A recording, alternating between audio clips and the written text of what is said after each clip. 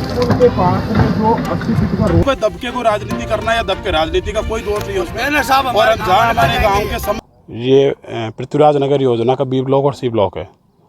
यहाँ पर एडीए का जो जयन आयन और तहसीलदार जी आए हुए हैं, इनका कहना है कि भाई यह पृथ्वीराज नगर योजना के अंदर जो ये है जेसीबी चला के और लोगों के जो कब्जे हटाए जा रहे हैं। मैंने इनसे निवेदन भी किया था, मैंने इनसे आग्रह किया कि भाई जो आबादी के खसरे हैं उस आबादी के खसरे को छोड़कर जो स्कीम के खसरे हैं उस स्कीम के खसरों पर आप कुछ भी करें, हमें कोई ऑब्जेक्शन नहीं है। अगर आबादी के खसरे पर अगर किसी भी प्रकार की ये तानाशाही करने का अगर प्रयास करेंगे तो मैं उनके खिलाफ, मैं मेरे गांव के समस्त नागरिक जितने भी हैं उग्र आंदोलन करेंगे। और खुली चेतावनी है मीडिया के माध्यम से कि आबादी के खसरे को छोड़कर बाकी जो खसरे हैं आपके उन पर मार्किंग पहले से कर रखी है ऑलरेडी इन्होंने। तो अब ये लोग क्या करते हैं, ऑफिस के अंदर बैठ के, मैंने पिछली बार जो कमिश्नर साहब थे, शायद आपको भी नोटिस में होगा, मैंने पिछली बार एक लेटर दिया था और एक ज्ञापन भी दिया था और समस्त गांव वालों के साथ भी गया था मैंने और धरना भी दिया था। तब मैंने उनसे आग्रह किया था और निवेदन किया था कि सर हमारे जो मौखिक जो खसरे हैं आबादी को छोड़कर बाकी खसरों के ऊपर जो है मार्किंग की हुई है, आप स्कीम के जो खसरे हैं आप उस पर कार्रवाई करें, हमें कोई ऑब्जेक्शन नहीं है। जबकि मेरा गांव जो है 400-500 साल पुराना बसा हुआ गांव है, अगर ये आबादी के खसरे को छेड़ते हैं तो मैं मौके पे ही खड़ा हूँ, मेरे गांव के समस्त नागरिक मौके पे खड़े हैं।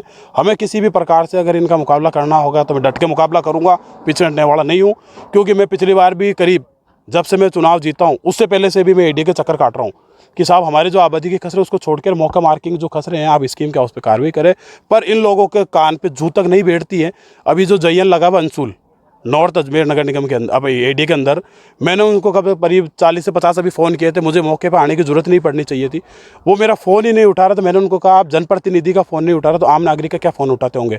मुझे उनका डायरेक्ट एक्शन था कि भाई आपके नंबर जो है मेरे पास सेव नहीं थे। मैंने कहा आप नंबर सेव करो, उसके बाद अपन बात करते हैं। जबकि मेरा उनके पास नंबर सेव था। मैं मीडिया के माध्यम से और प्रशासन से एक निवेदन करना चाहता हूँ और आग्रह करना चाहता हूँ कि मेरा गांव जो चौरसिया आवास, इस चौरसिया आवास के अंदर पहले पंचायत आवास योजना जो थी वो भी एक ही पार्ट था हमारा। उसके बाद इन्होंने दूसरी स्कीम जो पृथ्वीराज नगर योजना लागू कर दी थी। जबकि एक स्कीम की 2 स्कीम होती नहीं है, पर इन लोगों ने क्या कि 2 स्कीम के पार्ट बना दिए। चलो 2 स्कीम के पार्ट बना दिए, पर जो मेरे गांव के बेचारे गरीब लोग जो हैं, मैं खुद उनमें शामिल हूं, तो हमारे जो खसरे हैं आबादी को उनको छोड़ा जाए ना। पिछली बार लेटर दिए थे जब राज्य सरकार की जो पॉलिसी थी, सीएम साहब के आदेश थे कि भाई जो आबादी के जो खसरे उनको पट्टे दिए जाए।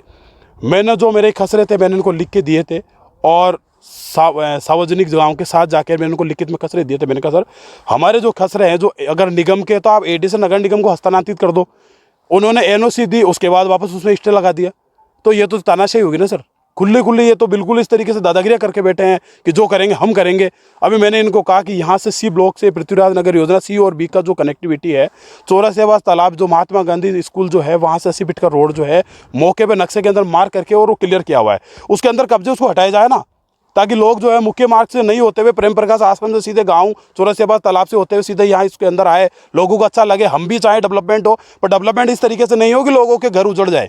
आबादी के खसरे छोड़कर बिगर आबादी के खसरे पर आप मार्किंग करके काम किया जाए। और सर आगे 89 में हमारे भाई भी पार्षद हमीद खान, वार्ड 78, नगर निगम अजमेर।